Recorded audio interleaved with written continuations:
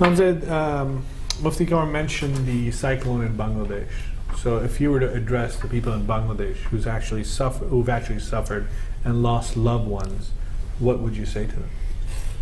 I would say to them, one of the greatest things that one get as a benefit when he becomes a Muslim is the hadith of Prophet Muhammad ﷺ, ما من مصيبة يصاب بها العبد إلا وكفر الله بها عنه حتى الشوكة يشكها. As soon as I become a Muslim, I'm in the circle of mercy of Allah subhanahu wa ta'ala, but everything wrong that happens to me, even something that breaks my finger, with even a thorny rose or anything like that, Allah subhanahu wa ta'ala would take that and erase a sin with it.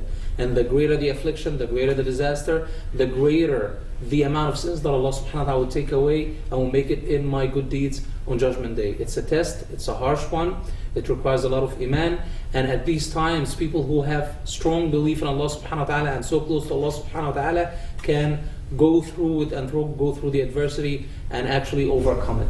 I want to remind everyone, the fact that we always forget is the second that we're born, we know that we are to die. That is the only guaranteed fact of life.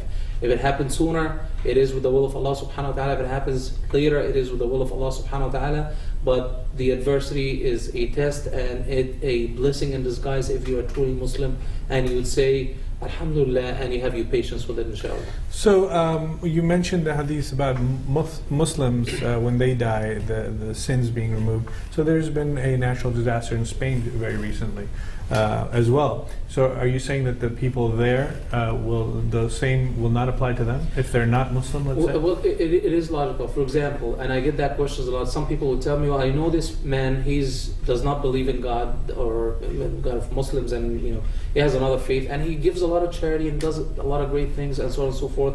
That it has to be right, he has to be rewarded by God. I said, well, if somebody comes and build a wonderful house and puts great things for it and come to you and tell you, will pay me for it, but he actually did it for somebody else, would he come to you and ask you to pay for him? All these good things these people have in their mind when they were doing things and worshipping and so on and so forth, somebody else other than God.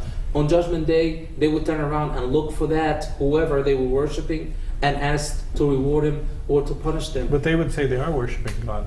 Well, if it is the one mighty God that we worship, Allah subhanahu wa ta'ala, then of course they are by default Muslims. But if it's another God or associating, at the time of Prophet Muhammad ﷺ around Kaaba, they knew who Allah was, they knew who the God of Abraham was, but only had 360 statues around the Kaaba that they worship alongside Allah subhanahu wa ta'ala, and that is shirk.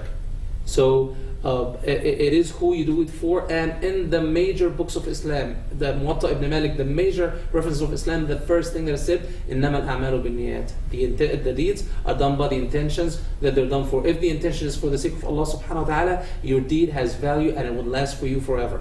If it's done for anything else, then it's done for whatever it was done for.